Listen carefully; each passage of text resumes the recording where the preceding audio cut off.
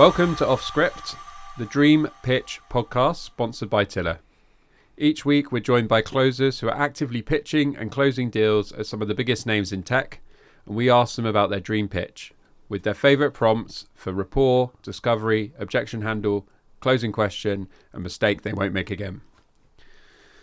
This week I'm joined by Mackenzie from Sonder. Hi Mackenzie. How's it going? You alright? Yeah, good. Just had to get that out. 100%. So really excited to get to know you a bit more, find out a bit about your career and what you're up to at the moment, and then jump into what your dream pitch is and all the tips and advice you can give other AEs about how you go about doing your role successfully. But before we get there, it'd be great to hear a little bit about the role you're doing and the company you're doing it for. Yeah, great. So I'm currently working for a company called Sonder, Sonder.io. Yeah. I've actually only been there for 2 weeks, 2 or 3 weeks. This is my third week. But essentially what we do is we're an early intervention company. So we will give active care in a few different areas, which is personal safety, medical, and also mental health. Yep. The aim is to give employees the right care at the right time for access to professionals in these different areas. Mm-hmm. So they can basically have the right care. Amazing. Sounds like a very altruistic business to work for. 100%. I think before I was working in cybersecurity, and I wasn't very passionate about it at all. And I found it quite hard to be authentic and genuine and turn up to meetings and speak to people who I weren't really clicking with. So it's definitely a conscious move over the last kind of 6 months to find something which I was more passionate about in the wellbeing space. Yeah. And then, I think one, product is a big part of that, but secondly, people. When you interview people and you think, actually, I can learn a lot from these guys. Yeah. That was a big deciding factor as to why I wanted to make the move. Yeah, brilliant. Well, that's great. And so in terms of the role you're going to be doing now, what does that look like? Who are you going to be speaking to? What are the goals for the next 6 to 12 months in the job? Yeah, so I am an AE. Because we're a small organisation, we've only launched in the UK for the last about 2 years. Okay. But larger, we've been going for about 8 years, HQ'd in Sydney in Australia, working the ANZ region. Great. So we've got 3 sales guys. We're all AEs. We report into our boss, who's the VP of sales, called James Tate. And essentially, it's quite startup in the UK. It's quite gritty, which is what I'm really enjoying. It's very different to the large organisations that I've worked for in the past. Typically, who we're engaging with is roles within workplace health and safety and wellbeing, sometimes HR. Yep. But when we're looking to build these business cases, we find that speaking to people within the business who own headcount for the problems we're trying to solve around medical, personal safety and mental health is really where we want to be engaging. But, because we need to get the message out there in the UK, branding, LinkedIn's, conversations, all the activity is just so important. So it's definitely like a volume base at the minute, but at the same time making sure that there's quality in who you're speaking to and qualifying what's going on. Yeah, brilliant. Yeah, really exciting time to join that company at that stage. And then in terms of your experience so far, then how many years have you been in sales? I was thinking about this. It's coming up to 7 years in tech sales. Yeah. I think it will be next March. I finished, did a year off traveling North and South America, and then I went into recruitment for 2 years, which I really enjoyed. But I was placing essentially graduates into tech sales roles, and at the time, I didn't have much experience, but these guys were earning more cash than me, and it seemed like they were having more fun with the conversations and actually like solving problems. I thought that sounds really cool. So I made the move into tech sales for a bigger company called OpenText. Nothing bad to say against OpenText, but it's enterprise document management. You can probably tell from that term, it's not necessarily my vocation. And so that kind of started a trajectory of focusing on tech, and then kind of found companies throughout the way, which at the time I thought were quite appealing to me. Yeah, great. Yeah. I love the fact that you've been on that journey and found the kind of discovered that you've got to find your passion in sales to be happy about it as well. It is about, I think I've worked at companies previously where I've got to feel like I'm doing something good for the world, and at the same time grow something, and still make good money as a salesperson. And those roles are out there, but you do have to fight and find them. And they don't fall on your lap. Most sales jobs are, here's something that you probably don't believe in, but in order to get experience, you're going to have to go and sell this. And once you've got enough experience, you can probably choose more about the kind of company you want to work for. Yeah, definitely. I think it's taken me at least 2 roles within tech sales to really understand what my niche is. As I said, I've only been here for 2 weeks, but it's been good so far. I really loved it so far, and I know this is the place where I think I'm meant to be. Yeah. But as I said before, it's just so much easier to be authentic, I think, when you actually care about what you're talking about. Yeah. And specifically with Sonder, our product in some ways is saving lives, people, mental health and different medical areas. Yeah. And so it's very rewarding from an employee perspective that you can help people. But when you're speaking to businesses as well, people challenges is huge, right? In terms of absenteeism and productivity and leave. And so that's really my job when I'm building the business case, when I'm having conversations, when I'm putting together a hypothesis, is how can I help them with those things. So it's kind of both sides of the scale, which is, before I think it was just a business element that I had. Yeah. Great. And why sales? What was it about a career in sales? Obviously you have initially recruitment, which is sales, and then sales. What's kept you in it? Yeah, I think when I mentioned I went to South America, North America my year off. I went to an assessment center with a company called Venatrix, so a startup recruitment company, wanting to basically interview for a tech sales role, and they ended up hiring me, which is the reason why I got into recruitment. And I think the baseline reasons of why I wanted to go into sales haven't really changed, which is one, around, I'd say, people, and secondly around freedom. I think the people element, I think personally, we were just talking before this podcast around how I had a role which was mainly working from home, and I found it really hard. Like, I want to be surrounded by people, I want to learn from other people, and I think naturally some of my skills is building relationships. I could never be in a back office role, right? And I think sales is all about people development, building champions.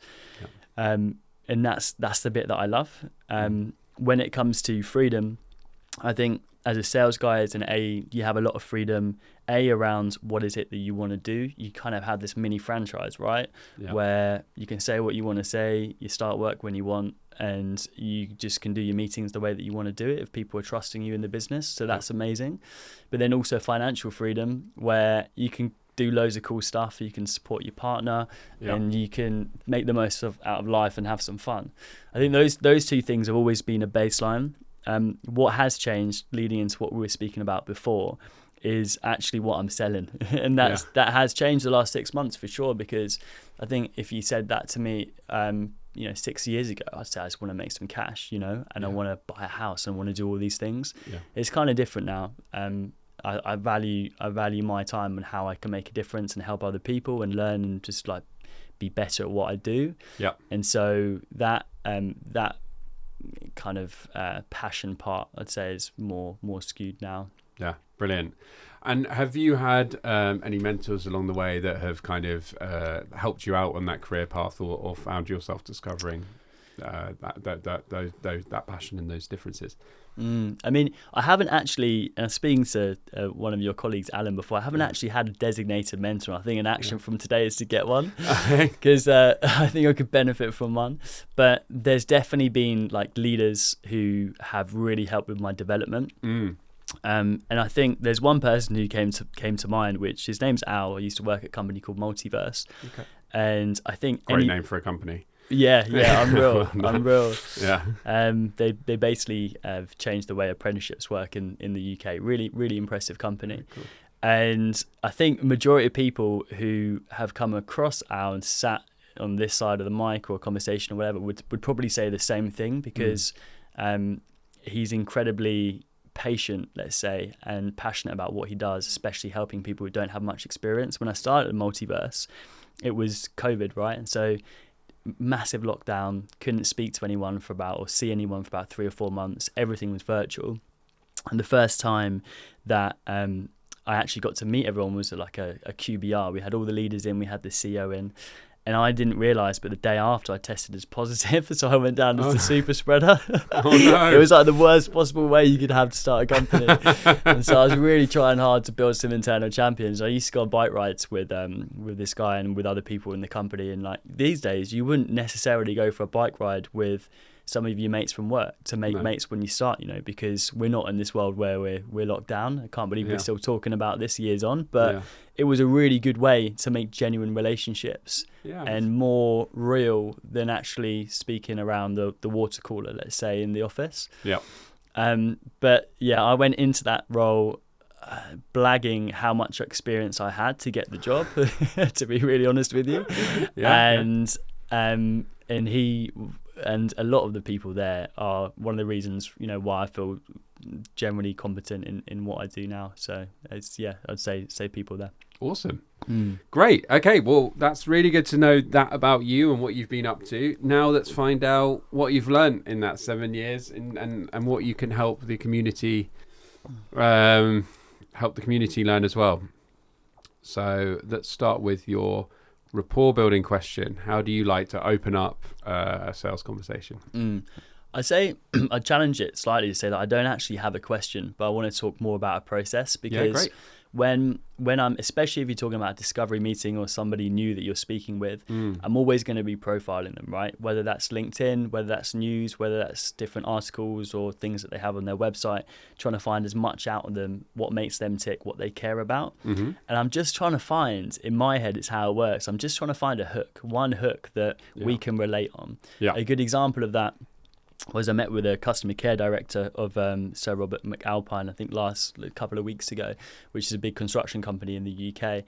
And I saw that he went to school in Hemel Hempstead. Now I'm from St Albans, which is not too far away from Hemel Hempstead. And I was asking him whether they still have Laser Quater and Aquasplash, because back in the day, those were like the two places to go. Great. And we got onto the conversation where he was telling me how he takes his kids there. And I always used to go there for birthday parties when I was like 12, 13. And we were saying how birthday parties are just so much better because you just drink loads of Coca-Cola and run around and have fun.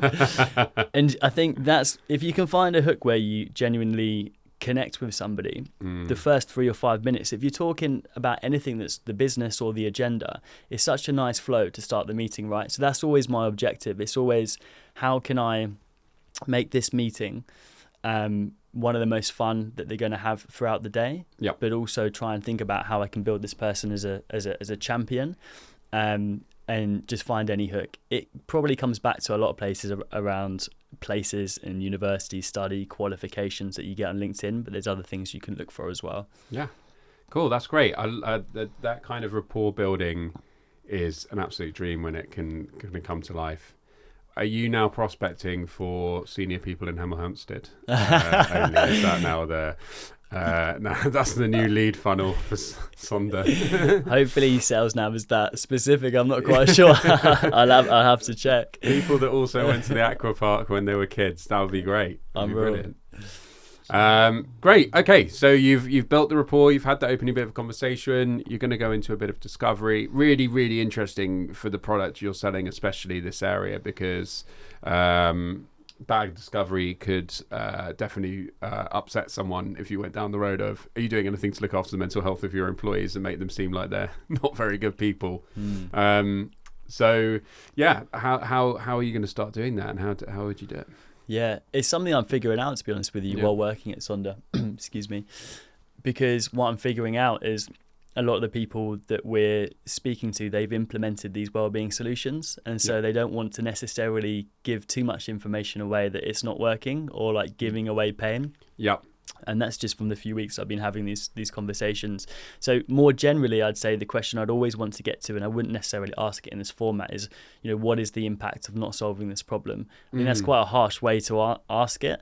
I think you can get there around saying, okay, tell me a bit more why that didn't work, or what happened there.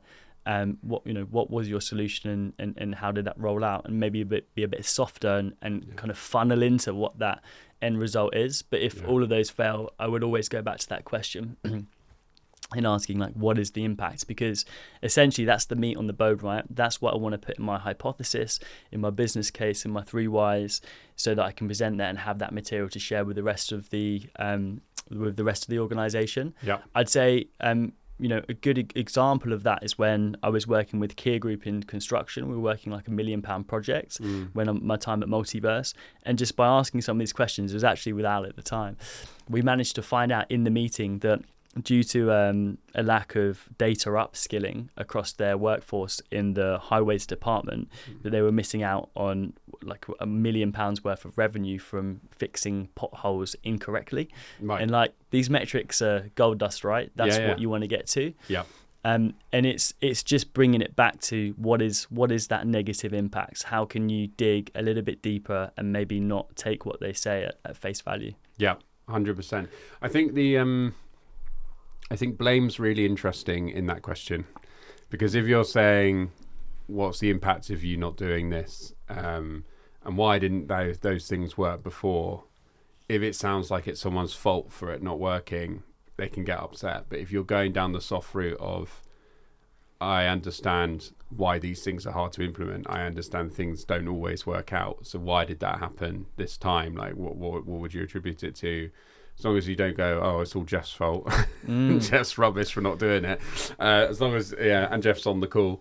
As long as it's around, circumstance, things didn't quite work out the way they wanted to, and you're bringing that, all of that then gives you information that next time, not only does it give you information that you can sell to them, but also gives you information that's actually going to make sure that you deliver a successful onboarding and successful product for them. And I think that's why it's also so powerful, because it's not just those kind of questions give you answers that aren't just about closing the deal. It's also about like, how I'm going to make sure this outcome's really going to work for you this time, and how's it going to change this time. And I think that's why it's such a great question. Yeah, and some advice that I got from James Tate, who's my boss at the minute, VP of Sales at Sonder, is that be just so obsessed with solving their problem, and urgently for them, and making it all about them, obviously, but like that is very much focused on what the problem is. And if you understand where the problem is and what the impact is, then you can better align what your decision criteria, what your USP is, and how you position the product. So that's super key. I'd say, bringing it back to my experience the last few weeks at Sonder, like well-being and the space of mental health can be quite a touchy subject to talk about, because in some cases, when things haven't gone right with these solutions, like people have actually committed suicide, or they've died, or in construction companies they've had an arm amputated when it comes to safety. So you don't really want to dig too deep in those areas, right? Because it's very sensitive. And so I guess that's a challenge for me at the minute, in making sure that more like the commercial approach is kind of sensitive and soft in the way that you can build rapport with them. Yeah, bringing all that empathy that you can as a human that no robot would be able to. That's it. Great. Okay, so objections. Yes. You'll have none at Sonder so far, because it's going stormingly. But maybe previously in other roles, typical objections you'll get. Everyone knows them. Pricing, not right now. Prioritization. What's your approach to handling them? Do you have a technique, and how do you approach that? Yeah, I'm not sure if everyone else is guilty of this, but when somebody gives me an objection, my mind always goes crazy in the background while trying to keep a smooth face for the customer. Trying to think what to say. I'm like, oh my God. But the process that I've always followed is feel, felt, found. Have you heard that before? Yeah, great. Yeah, okay. So, and I guess the reason behind that is to empathize with the customer or the prospect. It's to build credibility where you've done this before, and then give them a potential route or something they might be able to relate to. So for example, if it's a time objection and they're, say you are potentially, you want to book a meeting with somebody before you go into another big meeting, let's say, with their boss or somebody, and they say you haven't got enough time, you say, long story short, I completely understand how you feel. I've been working with X customer who had a very similar problem, and they felt exactly the same way. Yeah. What we found is that just by taking 10 minutes before that meeting and really thinking about the agenda, what you wanted to get out of it, and making sure we're aligned, meant that they achieved these results, which is basically what I want to do for you. Would that be a good use of your time? Yeah. And so showing them a different route, again, bringing it back to that individual, making it about them, how you can help them, not yourself. Yep. And they might say no, which is fair enough, but at least you've showed them it's worked elsewhere. Because I think other strategies I might have used before is understanding exactly what the objection is, because sometimes people say things and they mean different things. Yeah, 100%. Do you know what I mean? Like Yeah. your language is different to mine depending on what words we use, and then asking why as well. And that's sometimes quite a good qualification to really get to the root cause of it and address whether you can use both of them. Maybe, but the feel felt found thing in my head is just a logical process while my brain is going crazy thinking, oh my god, it's got an objection. No, that's not the answer I wanted, so can you give me another one? Try again. I think having that technique always helps when you do suffer the emotion of it, having that process that you can fall back on does help. It's the same with cold calling. You know you're going to get rejected. If you've got a way to handle that rejection in a way that may work out for you in the future, either handling it like in a polite way, even though the person's been completely rude to you, maybe so deceived in their head that, oh, maybe if that person calls me again, I won't be so rude. It's the same with when you get an objection. It's like you might not be able to solve it right there and then, but you can definitely start to sow seeds of, even if I go, I'm not interested right now, but you've told me a story about it's worked for someone else, and a few days later or a few weeks later, I'm definitely like, maybe I was a bit too quick to judge. Maybe I should have thought a bit clearly. I believe that works because it's happened to me so many times where I've been like, I'm not interested, and someone said this, and I'll be like, I'm not going to admit to you right now that you're right, but I'll send you a message in 2 weeks' time being like, oh yeah, maybe I should have a pitch about it. Cool. Okay. Closing question. You've got them all the way there. It's going to be great for them. This is like an interesting area because it's obviously completely open to so many different times at which you close a customer. But let's take the scenario of you're getting to the end of a conversation. It's been relatively positive. How are you ending that call, and how are you closing out that conversation? Yeah. So I would follow a 3-step process for this, right? So let's say you had a good conversation, maybe a 30-minute discovery or something, and you've got an understanding of maybe where their challenges lie or what their pain points are. Yeah. And caveated with, I would always leave 5 minutes before the end of the meeting. So if it's a half an hour meeting, 25 minutes, if somebody's talking or whatever, I would cut them off. I want to make sure that I get into next steps and say we can cover that another time. But if you've got those challenges, I would summarize the pain or the challenge to them. I'd normally just pick 2 main points, maybe 3, and say, is that a fair summary? Do you think there's anything I've missed, to make sure we've captured and we're on the same page as to like what it is that we're talking about? So the first one is qualifying the information. The second point would be to follow up with, is this a significant problem that you're looking to solve now? They're either going to say yes or no. If no, like when do they want to solve it?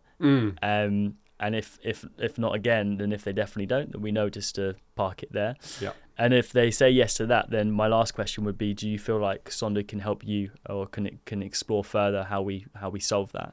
So qualify actually your company. And if they say yes to Sonder, then it's very easy flow into getting a next step. You say, fantastic, when do we meet? Especially with discovery meetings, I know one of my previous organizations did a lot of data analysis on, like, depending on how quickly you get back on site or in the room or have a conversation with them, will be the size of the deal and how quickly you close it. So in my mind, I'm always trying to play with my ego, think, can I get in there within 7 days? Because that shows urgency. That shows they really want to do something about it. We all know, like, if someone says, oh yeah, cool, well, why don't we put something in the diary for 4 weeks time? Unless they've generally got something on holiday in Marbella or something for 3 weeks, it's not a fire they want to put out now, and that will affect the size of the deal and how quickly you close it. That's generally worked for me. So nice. I'm a big fan of that kind of 3-step formula, and also it takes them for a journey of saying, if that they do like you, saying yes, yes, yes. And so when you ask for the Sonder part or the next meeting, they're already kind of in the flow. It's harder to say no. Yeah. That sounds slightly controlling, but it's not meant in that way. Secret's been revealed. Yeah, that's it. All of these things, I think I think with sales, it's not about, I don't believe it's about manipulating people to say yes to something that they ultimately it's not going to be good for them. If they know it's not going to be good for them, they're going to say no, and you're going to get no's. What it's about doing is taking people through the steps of it's so hard to buy something. It's like it is to change what you're doing today, and then to buy something, it requires someone to support you through that. And I think all those techniques help push people to make the better decision and the right decision. I really believe that those steps you put in to help someone get there, to then implement something that then makes other people happy, that's a step that's hard to do. And I've just seen it work. So I've spent 12 years in sales. I can't think of a single sale I've ever done that I'll look back on and go, well, that was absolutely categorically wrong for that business, and it all went wrong for them in that moment. Like, it doesn't happen. I could probably name about 4 companies that didn't buy something, and I've thought, see, you should have bought it. But it's much easier to say no than yes. So you got to coach people through it. 100%. Cool. Okay, a mistake you'll never make again in a pitch. Yeah, for me, I can be very dyslexic when it comes to name and numbers and dates. I'm always getting them wrong, which being a salesperson is really bad. And this deal will close for 10 million in 3 days' time. Oh no! Sorry, boss. But I was meeting. I had like a playback meeting a while. I think it's probably 3 or 4 years ago to the chief digital officer at a big French construction company. And I had my boss in there, had 2 other bosses in the company. We prepped a long time for it. There was about 7 people on their side.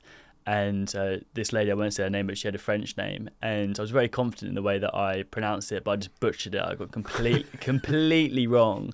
And then I didn't realise, but she seems to keep getting like more annoyed throughout the meeting, and I kept using the name because I thought it was right. And then 5 minutes until the meeting finished, I had like texts from all of the bosses saying, "Are you crazy? Like, can you start saying her name right? She's getting really annoyed." And she ended up leaving the call at the end because she did not improve at all. So the lesson learned is to use Pronounce My Names on YouTube and make sure that you listen to them, because I won't be making that mistake again. I think that probably falls into another bracket of like, do your due diligence on the people, right? You're obviously going to be looking at the company, but make sure you check out that person. A name is very obvious for everyone. I'm just really bad with names. But yeah, and if you do it, say it with confidence like I did, I guess. Oh no, I absolutely, one of those really horrible moments. I was in a pitch the other day, and I was literally talking to someone and said, I spoke to your colleague X the other day. X was really happy with what we talked about, and he was like, do you mean Y? I was like, oh yeah.